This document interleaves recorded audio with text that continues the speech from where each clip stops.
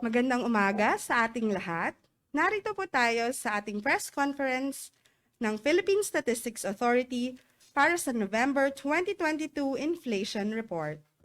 We are pleased to welcome our press and media partners here with us on-site and online today. Ako po si Janine Almeda, ang inyong host for today's press briefing. Bago po natin simulan ang ating inflation report, gusto naming ipahayag na ito ay naka-live stream sa ating PSA Facebook page. Updates are also tweeted on the PSA Twitter with the hashtag PHCPI. Ngayon, ikinagagalak ko pong ipakilala si PSA OIC Deputy National Statistician Divina Gracia del Prado na siyang mag-uulat tungkol sa paggalaw ng presyo ng mga bilihin sa Pilipinas itong nakalipas na November 2022. Ating pakinggan ang report ni DNS Grace. Magandang umaga sa inyong lahat. Ang Philippine Statistics Authority ay mag-uulat ng antas ng inflation sa bansa para sa buwan ng Nobyembre 2022. Ang headline inflation o ang pagtaas ng presyo ng mga produkto at serbisyo sa bansa ay bumilis sa antas na 8.0% nitong Nobyembre 2022. Noong Oktubre 2022, ang inflation ay naitala sa antas na 7.7% at 3.7% naman noong Nobyembre 2021. Ang average inflation mula Enero hanggang Nobyembre 2022 ay nasa antas na 5.6%. Ang pangunahing dahilan ng mas mataas na antas ng inflation nitong Nobyembre 2022 kaysa noong nakaraang buwan ay ang mas mabilis na pagtaas ng presyo ng food and non-alcoholic beverages. Ito ay may 10.0% inflation at 58.4% share sa pagtaas ng pangkalahatang inflation sa bansa. Ang nag-ambag ng malaki sa pagtaas ng inflation ng food and non-alcoholic beverages ay ang mas mabilis na pagtaas ng presyo ng mga sumusunod: vegetables, tubers, cooking bananas at iba pa, partikular ang talong na may 25.8% inflation mula sa 16.0% inflation noong Oktubre 2022. Bigas na may 3.1% inflation mula sa 2.5% inflation noong Oktubre 2022.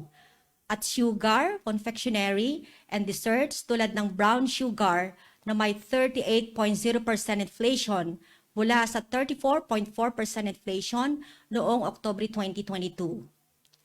Ang pangalawang commodity group na nag-ambag sa mas mataas na antas ng inflation nitong Nobyembre 2022 ay ang restaurants and accommodation services na may 6.5% inflation at 19.8% share sa pagtaas ng pangkalahatang inflation sa bansa.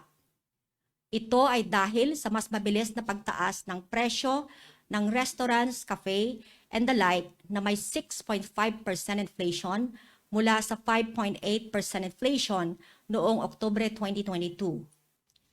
Ang pangatlong dahilan ng pagtaas ng inflation nitong Nobyembre 2022 ay ang furnishings, household equipment, and routine household maintenance na may 4.5% inflation at 5.8% share sa pagtaas ng pangkalahatang inflation sa bansa. Ito ay dahil sa mas mabilis na pagtaas ng presyo ng mga sumusunod: other non-durable goods gaya ng aluminum foil na may 5.0% inflation mula sa 4.3% inflation noong Oktubre 2022. Domestic services by paid staff na may 6.0% inflation mula sa 5.2% inflation noong Oktubre 2022. At household cleaning and maintenance products gaya ng detergent soap na may 4.9% inflation mula sa 4.3% inflation noong Oktubre 2022. Pagdating sa overall inflation nitong Nobyembre 2022, ang pangunahing nag-ambag ay ang food and non-alcoholic beverages na may 10.0% inflation at 48.0% share. Ang mga pangkat ng pagkain na pangunahing nag-ambag sa inflation ng food and non-alcoholic beverages ay ang mga sumusunod: vegetables, tubers, cooking bananas at iba pa gaya ng sibuyas na may 25.8% inflation. Meat and other parts of slaughtered land animals, particular ang manok na may 8.6% inflation, at fish and other seafood tulad ng tilapia na may 8.3% inflation. Ang pangalawang commodity group na may pinakamalaking ambag sa pangkalahatang inflation ay ang housing, water, electricity, gas, and other fuels na may inflation na 6.9% at 18.8% share sa pangkalahatang inflation. Ang mga pangunahing nag-ambag sa inflation ng housing, water, electricity, gas, and other fuels ay ang mga sumusunod. Kuryente na may 21.6% inflation, renta sa bahay na may 4.0% inflation, at kahoy na panggatong na may 6.0% inflation. Ang transport ang ikatlo sa may pinakamalaking ambag sa pangkalahatang inflation nitong Nobyembre 2022. Ang commodity group na ito ay nagtala ng 12.3% inflation at 14.1% share. Ang mga pangunahing nag-ambag sa inflation ng transport ay ang mga sumusunod. Other passenger transport by road tulad ng pamasahe sa jeep na may 13.9% inflation. Diesel na may 50.2% inflation at gasoline na may 9.5% inflation. Sa 13 commodity groups, 10 ang nagtala ng mas mabilis na pagtaas ng presyo nitong Nobyembre 2022. Ito ay ang mga sumusunod. Food and non-alcoholic beverages na may 10.0% inflation, alcoholic beverages and tobacco na may 10.6% inflation, clothing and footwear na may 3.6% inflation, furnishings, household equipment, and routine household maintenance na may 4.5% inflation, health na may 2.8% inflation, information and communication na may 0.7% inflation, recreation, sport, and culture na may 3.3% inflation, education services na may 3.6% inflation, restaurants and accommodation services na may 6.5% inflation, at personal care and miscellaneous goods and services na may 4.2% inflation. Samantala, nagpakita ng pagtaas ng presyo ngunit sa mas mabagal na antas nitong Nobyembre 2022 ang housing, water, electricity, gas, and other fuels na may 6.9% inflation at transport na may 12.3% inflation. Nanatili naman sa kanyang antas ng inflation noong Oktubre 2022 ang financial services na may 0% inflation. Samantala, ang core inflation sa bansa ay bumilis din sa antas na 6.5% nitong Nobyembre 2022. Noong Oktubre 2022, ang core inflation ay naitala sa antas na 5.9% at 2.4% naman noong Nobyembre 2021.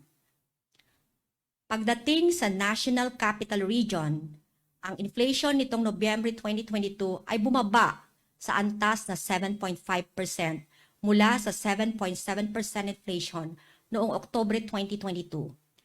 Noong Nobyembre 2021, ang inflation sa National Capital Region ay naitala sa 2.2%.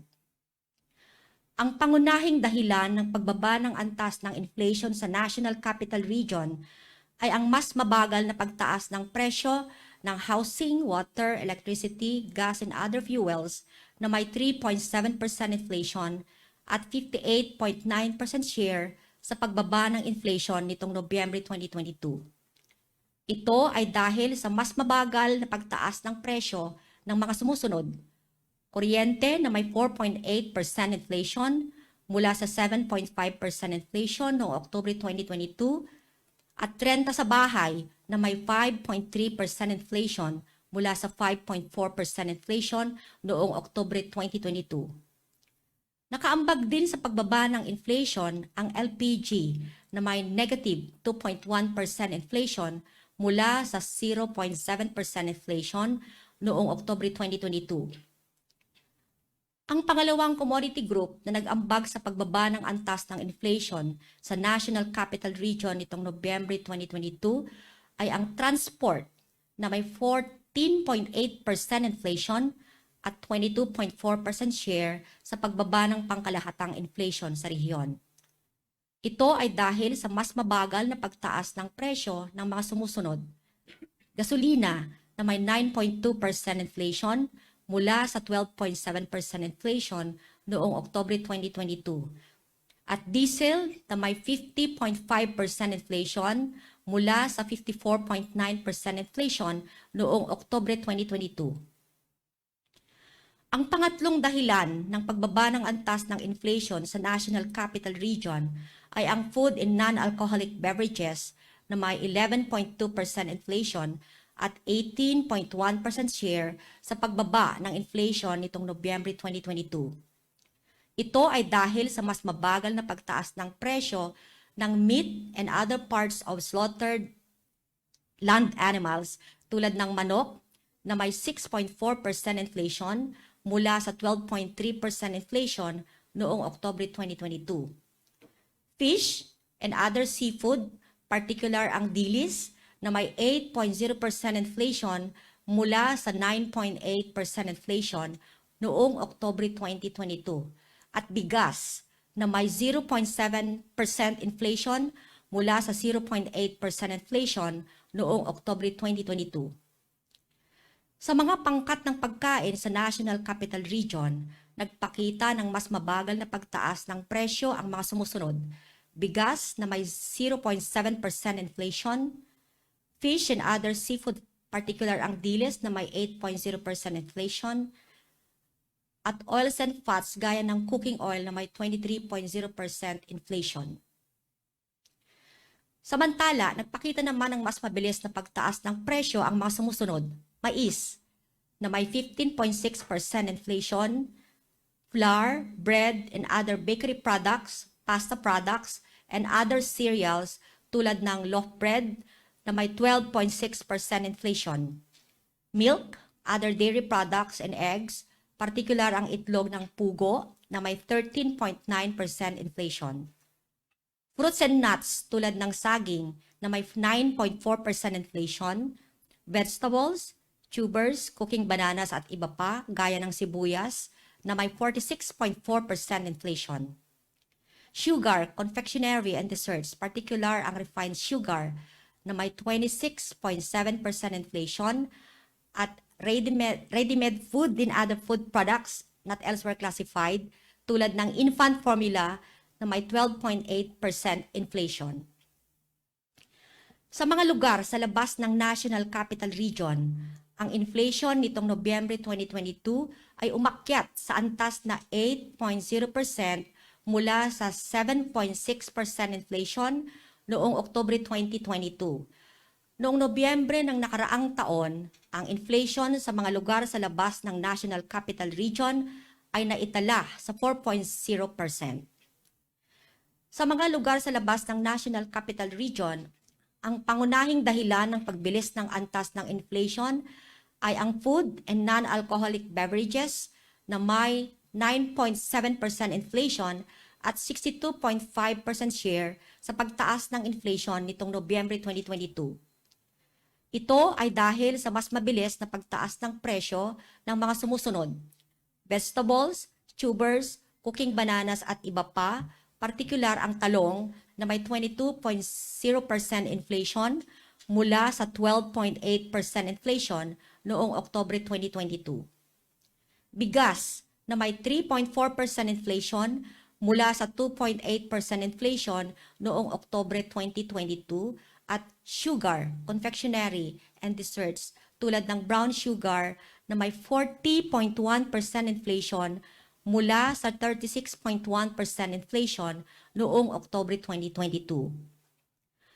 Ang pangalawang nag-ambag sa pagtaas ng inflation sa mga lugar sa labas ng National Capital Region ay ang mas mabilis na pagtaas ng presyo ng restaurants and accommodation services na may 5.6% inflation at 17.7% share.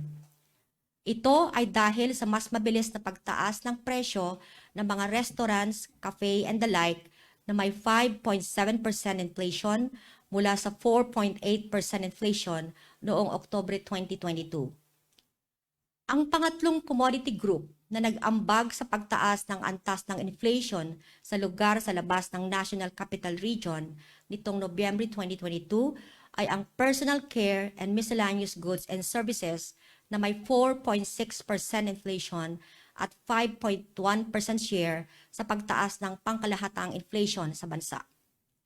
Ito ay dahil sa mas mabilis na pagtaas ng presyo ng mga sumusunod: other appliances, articles, and products for personal use gaya ng toothbrush na may 4.6% inflation mula sa 4.0% inflation noong Oktubre 2022.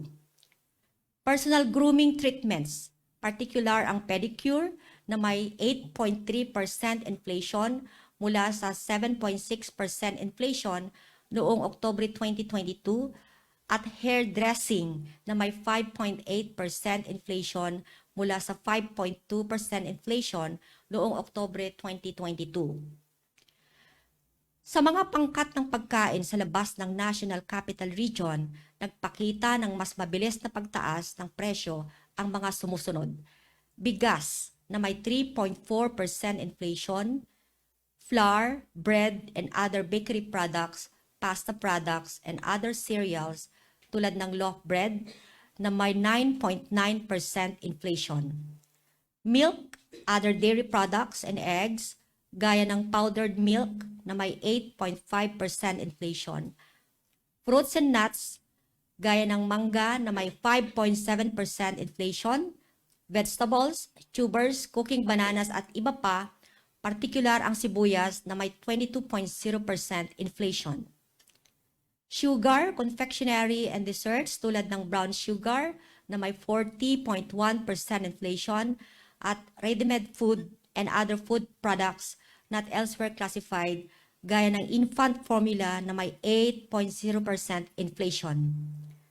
Samantala, nagpakita naman ng mas mabagal na pagtaas ng presyo ang mga sumusunod: mais na may 27.3% inflation, meat and other parts of slaughtered land animals, particular ang manok na may 9.2% inflation, fish and other seafood gaya ng tilapia na may 8.3% inflation at oils and fats tulad ng cooking oil na may 19.1% inflation. Ang pinakamataas na inflation sa mga rehiyon sa labas ng National Capital Region nitong Nobyembre 2022 ay sa Region 11 o Davao Region na nagtala ng 9.7% inflation mula sa 9.8% inflation noong Oktubre 2022. Samantala, ang pinakamababang inflation sa mga rehiyon sa labas ng National Capital Region nitong Nobyembre 2022 ay nanatili sa Bangsamoro Autonomous Region in Muslim Mindanao na nagtala ng 6.0% inflation mula sa 6.5% inflation noong Oktubre 2022. Kung ihahambing sa inflation na naitala sa mga rehiyon sa labas ng National Capital Region noong Oktubre 2022, 12 rehiyon ang nagtala ng mas mataas na inflation nitong Nobyembre 2022. Ito ay ang mga rehiyon na may kulay blue. Samantala, 4 na rehiyon naman ang nagtala ng mas mababa na inflation nitong Nobyembre 2022. Ito ang mga rehiyon na may kulay green. Ang inflation sa bottom 30% income households ay nanatiling nasa 2012 base year habang ginagawa ng Philippine Statistics Authority ngayong taon ang rebasing sa 2018 base year. Nitong Nobyembre 2022, ang inflation sa bottom 30% income households ay nasa 7.7%.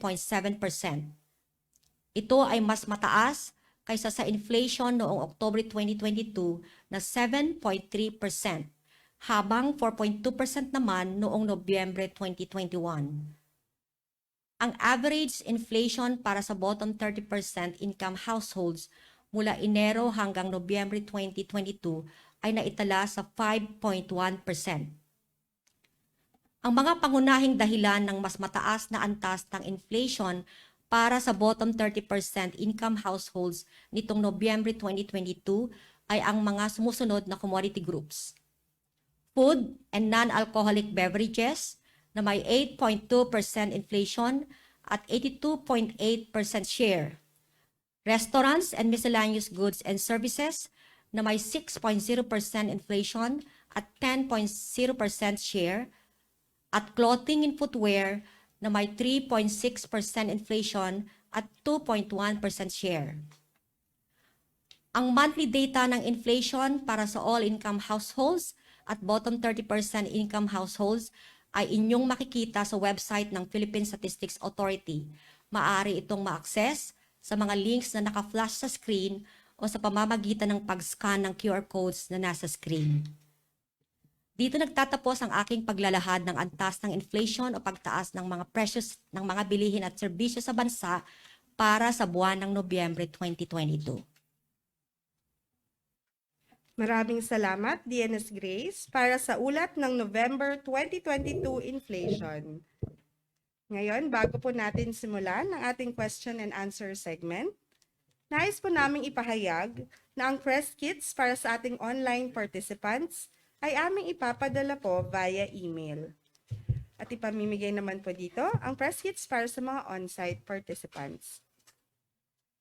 Para sa mga nais pong magtanong, please raise your hand to be recognized.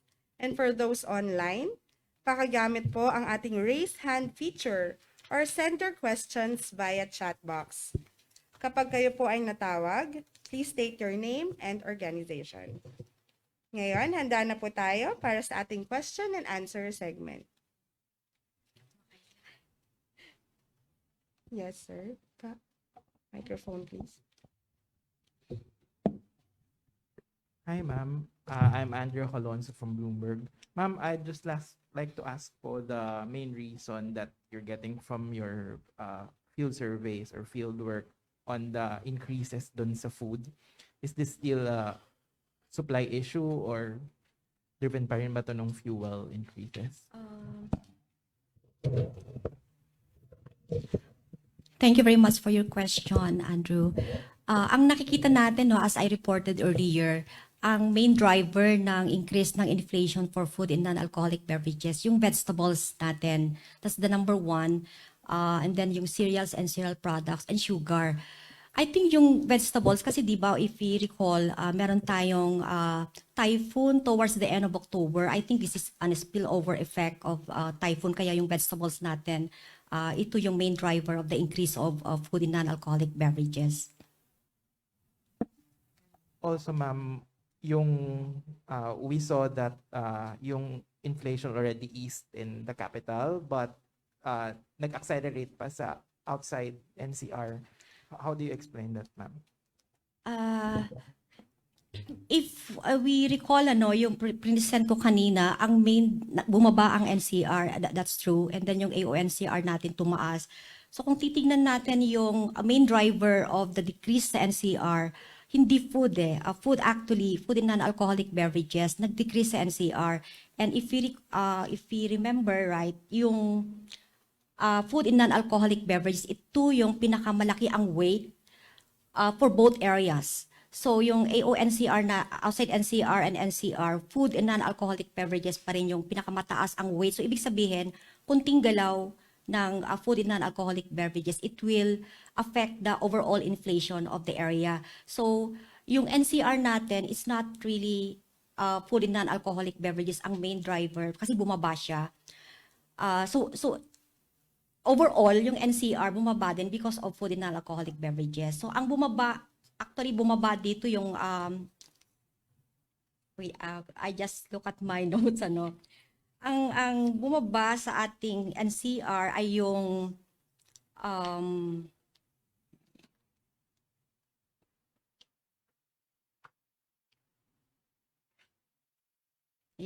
housing, water, electricity, gas, and other fuels, transport, and food and non-alcoholic beverages. So malaki, these are heavily weighted. Itong tatlong to, these are the top 4 actually. So pag mataas ang weight nun, ibig sabihin, kunting galaw nila, that would affect the overall inflation in the area. So since mga top 4 ito, at bumaba pa sila. So they pulled down the inflation in NCR.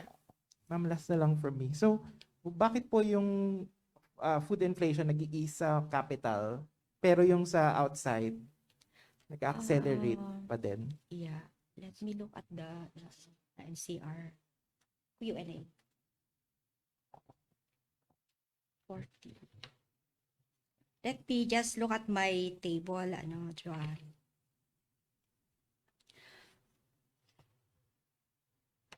Sa NCR, yung dating matataas, yung meat, fish, and rice na talagang affect nung pagtaas ng food sa NCR, now they are downtrend. Bumaba sila. So, in fact, yung meat natin, 6.4% na lang ngayon yung inflation in NCR as compared to last month, 12.3. And ang share ng meat sa pagbaba ng food inflation in NCR is 81.4%. So mataas yung kanyang contribution. And then fish also, bumaba na rin in NCR. So it's contributing 17.2% to the downtrend of food inflation in NCR. And then rice as well, mababa sa I think this is particularly sa special rice sa NCR ang bumaba.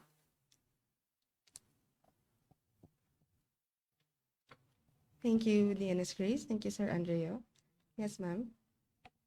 Hi ma'am, good morning. I'm Bernadette Yes, Reyes from morning, GMA Bernadette. Integrated News. Apo. Ma'am, kailan po huling naabot yung ganito kataas po na inflation? And is this alarming na po ba? Salamat po. Sa ating, I'll just check. So yung ganitong inflation natin is the highest since November 2008. We had 9.1% in November 2008. But if you look at the series, the whole series, ang pinakamataas talaga natin was January 1999, 10.7% yung ating inflation at that time.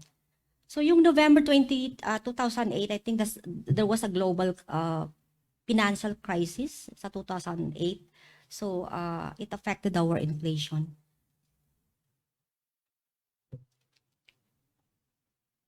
Ma'am Keisha. Yes.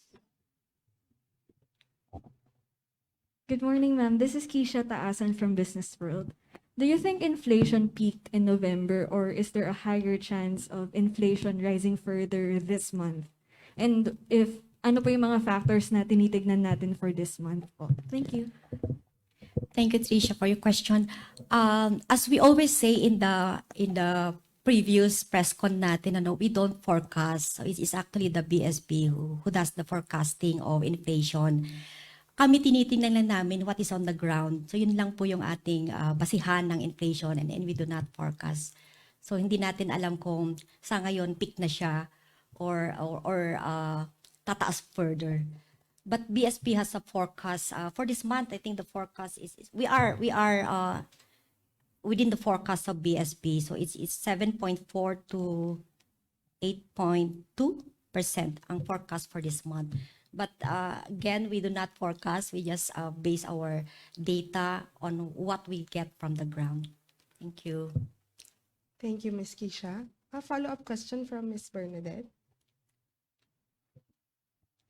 Ma'am, nabanggit nyo nga po na noong 2008, it's the financial crisis. Ngayon po ba, ano pong matatawag natin dito sa situation na to? Because it keeps on going up for the past few months. Thank you po.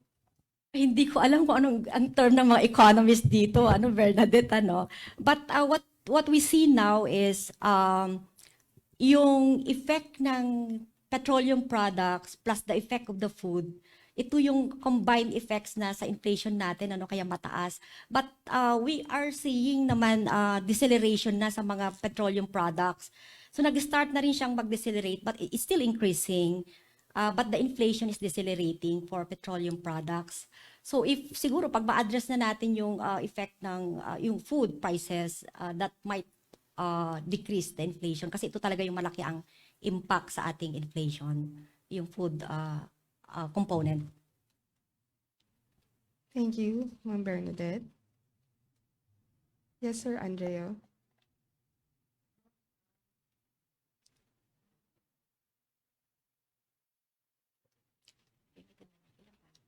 Yung prices natin, tumataas ba siya pagdating ng December? Kasi considering the holiday effect.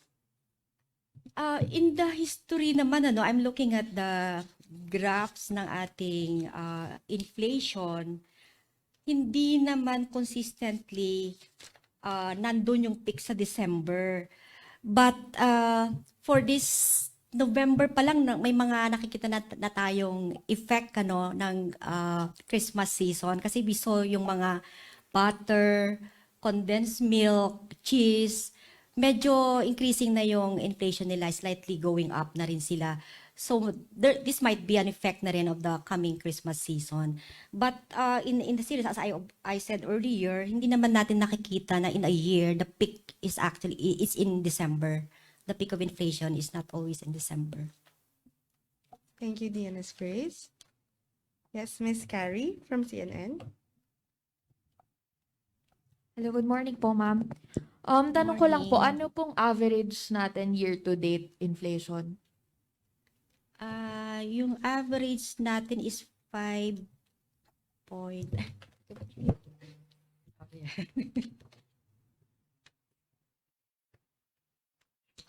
It's 5.6 ang ating average inflation as of November 2022.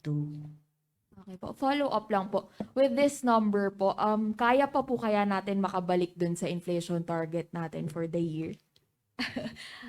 Again, we do not do forecasting, so hindi natin din alam kung ano yung magiging programs na mangyayari to decrease, that would help in decreasing the inflation. But again, as I've said earlier, sa data lang kami nagbe-base, so we do not forecast kung ano yung mangyayari in the next month or months. Thank you, Deanis Grace. Yes, ma'am from SMNI. Ma'am Sheena po from SMNI. Ma'am, may ano po yung mga sektor na lubos po na apektuhan ng inflation po? Sector or commodity group po ba Commodity. ito? Commodity group. So yung ni-report natin kanina, ang tumaas ay food and non-alcoholic beverages. Ito ay may share na 58.4% sa pagtaas. So malaki na to, is more than 50%. And then we have the restaurants and accommodation services. So parang basically it's food, kasi yung restaurants is still food. And then yung third natin, yung furnishings, household equipment, and routine household maintenance.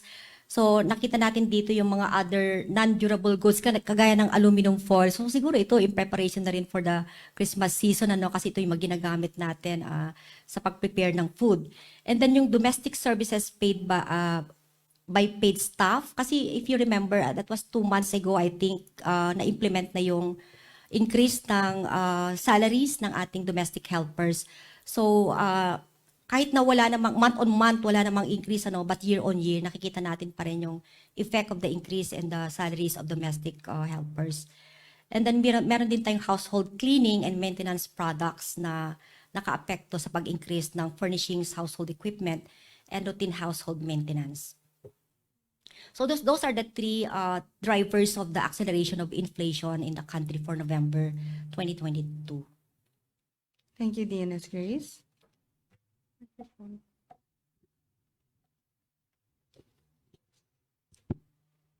Hi, good morning, DNS Grace. Warren de Guzman, ABS-CBN. Yes, Warren. Ma'am, can you discuss the scope of the inflation of the vegetables and tubers? Yun na ba yung pinakamalaki or pinamataas in history? Let me check, Warren. Sa vegetables, ang highest so far natin is in January 2021, mas mataas pa yun, Warren. That was 26.3% inflation. But in the series, again, I'm looking at the series, January 1999, we had 56.7% inflation for vegetable. So yung ngayon, 2 digits na rin tayo, but if you look at the series, mayroon pang mas mataas. So it's the highest since January 2021, 26.3% yung inflation during that period. Ma'am, yung nakita ko yung sa NCR, nasa 46%. Oh, yung vegetables and tubers, yung inflation. Was that, can you also discuss that in terms of the time series? Yeah, thank you, Aaron. We are just looking at the data and see. Okay. So in NCR, okay, so sa NCR, the highest was, let me check on this. Tama ba yung tingin ko? 70. Okay. So yung ating vegetables sa NCR, the highest was in January 1999, then that's 70.6%. So mas mataas pa sa national inflation. 70.6. 70.6. January 1999 yung nag-register sa ating data na highest for NCR in terms of vegetables. Okay, ma'am. So highest since 1999 po. Yes, Warren. Thank you po. Thank you, Sir Warren. Ma'am, from SMNI. Ma'am, may follow-up lang po ako. Yung pinaka-highest po sa vegetable, particular is talong. Meron po din po ba sa onion, ma'am? Kasi so far ngayon sa mga palengke, sobrang mahal na po yung red onion. Thank you. Yes, sa onion, meron din, example lang kasi yung talong one of the items under vegetables na nag-increase. But do we have more actually items under vegetable that increase? So I'm just trying to look at my database. Okay. So, white onion, year on year, nag-increase na rin. Ang taas ng increase niya sa Philippines, 137.2% year on year. But we're seeing downtrend sa onion month on month. So, negative na rin siya. But if you look at the red onions, siguro, can we go to the red onions?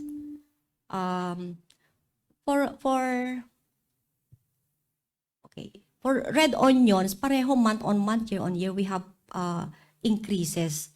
So for the Philippines, for example, ang year-on-year growth rate ng red onion, 47.2%, and month-on-month, 15.8%. So there are more actually vegetables. Ampalaya, nakikita natin tumaas din siya year-on-year and month-on-month. Can we look at other vegetables pa? Tomato, also increasing year-on-year and month-on-month.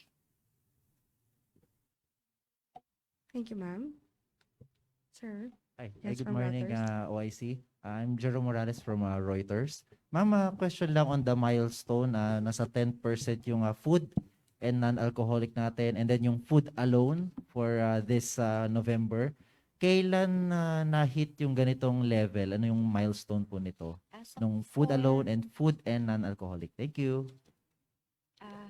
Sa food and non-alcoholic beverages, ang highest, before this is, nabanggit ko na kanina din, yata ito.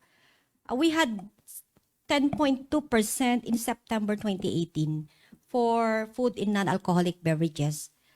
So yung ngayon na 10.0%, this is highest since September 2018. For food alone, do we have that? For food alone. We're checking muna yung food alone. So for food alone, we have September, what's the year? 2018, 10.3% for food alone.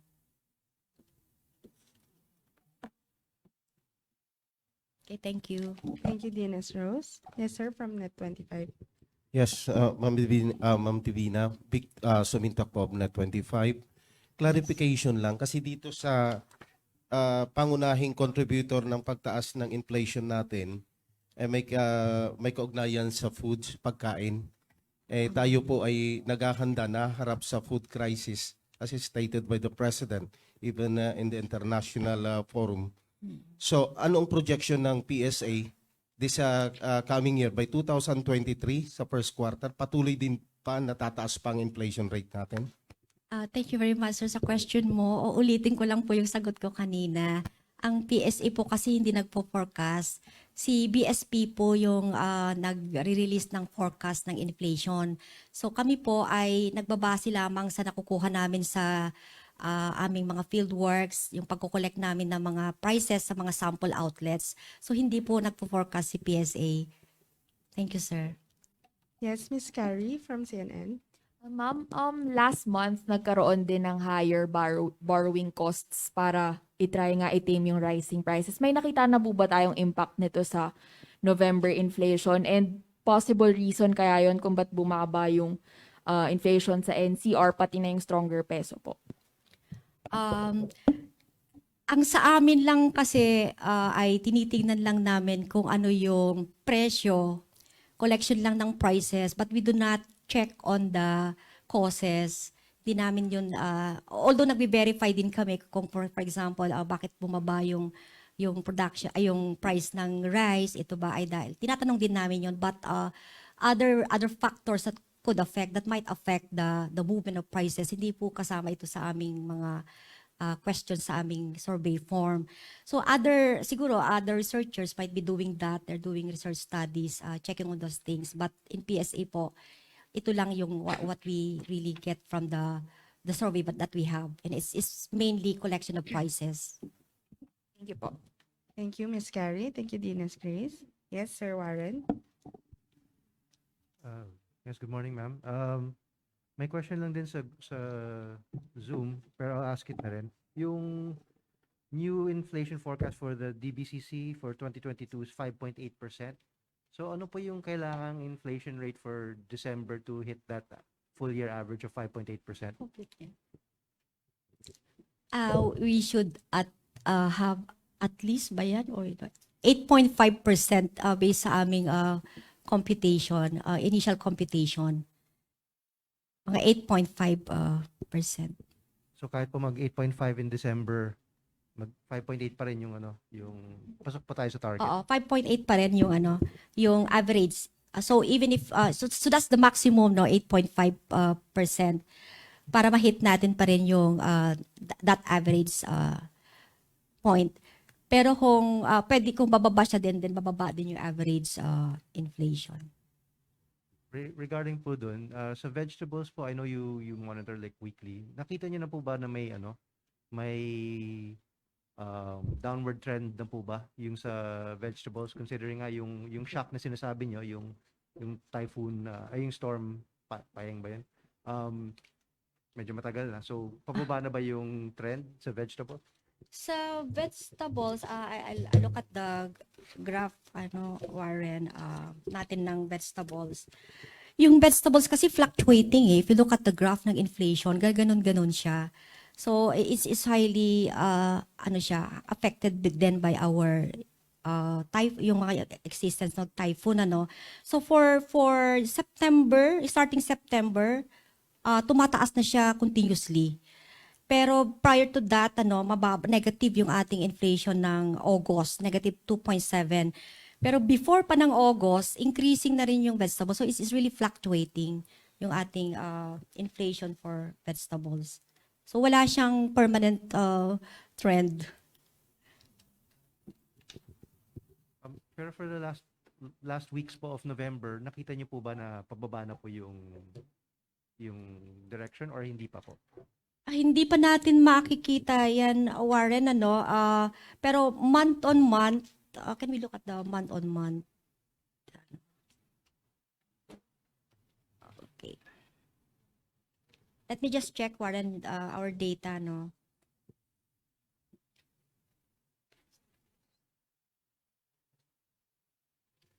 So we're seeing, dito na lang.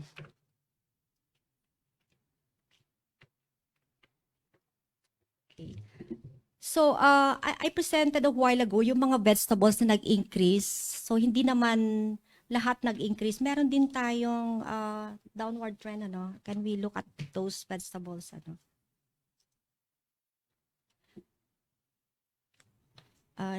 pasensya na naghahanap pa kayo ng yung data.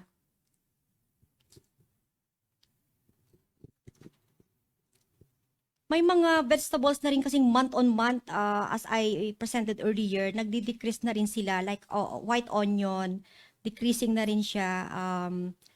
Carrots in NCR, cassava din, I saw month-on-month decreases.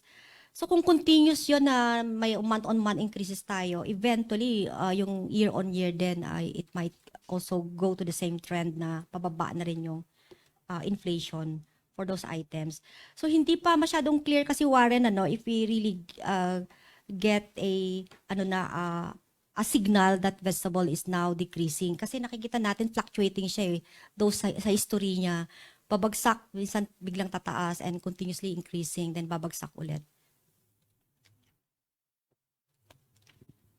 Yes, Ma'am Bernadette. GMA News. Hi again, ma'am. Ma'am, you already mentioned po kanina yung sa white and red onions, but can we also get the month-on-month and year-on-year of ampalaya, tomato, and talong po ulit? Thank you po. Okay. Sige. Yan. So for ampalaya, ang month-on-month, Philippines 11.2%. And then yung red onion, we have 15.8% month-on-month. Eggplant, 18.8% month-on-month. And tomato, we have 1.1% month-on-month. Those are for national level. Ma'am, sorry, year-on-year, pwede rin po ba? Okay. So year-on-year, I'll start with tomato, 26%. Then for ampalaya, 17%. Red onion, 47.2%. Then eggplant, we have 23.6%. Okay, thank you po. Thank you, Ms. Bernadette. Ma'am, we have a question online from Ms. Eileen Menchas. May we have the price of pork, both imported and local, in November, and the comparative prices in October 2022 and November 2021? May we have the same set of data for rice and sugar as well? Okay, thank you very much for that question. But unfortunately, hindi namin ma-disaggregate ang imported and local sa ating prices. So what I can give ay the overall prices na. So for example, sa fresh pork, Philippines, year-on-year is 7.6%. Sa pork fresh yempo ito, 13.2% year-on-year. Then we also have chicken, 16.1% Philippines. And then beef is also is also positive now, 9.9%. And then dalawang klase kasing beef natin, beef with bones and beef pure meat. So yung pure meat, 9.9%. And then the next question is on rice. Can we look at the rice? So ang rice naman natin, increasing lahat year-on-year except in NCR where we have negative 0.6 inflation for rice in NCR. And month-on-month, negative din siya, lower than 1%. So positive lahat or increasing lahat except yung NCR na special rice. Thank you, ma'am. There's a follow-up question from Miss Eileen. Sugar pa? I think another question is sugar. Actual price daw po ang question regarding the pork, rice, and sugar. Actual price. So can we go back to that? Is actual price Okay. For rice, of average na ito kasi we have several outlets. So average na ito. So for November 2022, we have 39.85 pesos from 39.73 pesos in October 2022. So may increase siya. That's for regular milled. And then for special, 53.44 pesos in November 2022 from 53.28 pesos in October 2022. So may increase din siya. And the same for well-milled rice, 44.06 pesos in November 2022 and then 44.02 October 2022. So increasing ang rice natin. But yun nga, we cannot disaggregate which one is imported and which one is local. Thank you, DNS Grace. Another question online Still from Ms. Eileen Menches. Will you please describe the basket of goods for the bottom 30% household, specifically for the food items they buy? How different is it from the food items in the regular inflation basket? What kinds of rice or protein do they buy?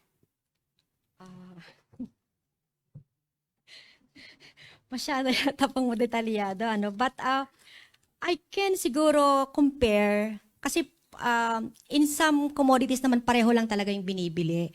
But ang pagkakaiba lang yung weights, kung ano yung karamihan na binibili ng mga consumers na natin nasa bottom 30%. So for example, ano, yung rice, mas mataas ang weight ng rice sa bottom 30% as compared to the all-income households. Can we look at that, the comparison ng weights? So doon actually, well, aside from iba yung binibili, yung ding weights ng commodity group, iba din. So iba yung priority ni bottom 30%, iba rin si all-income household. So for example, sa rice, ang weight ng rice sa bottom 30% is 20.74, pero sa all-income households, I think this is 8.9. So maliit lang yung share ng food sa all-income households. So ibig sabihin, kunting galaw ng rice sa bottom 30%, mag-shoot up yung inflation ng bottom 30% kasi nga malaki yung weight ng rice sa kanila.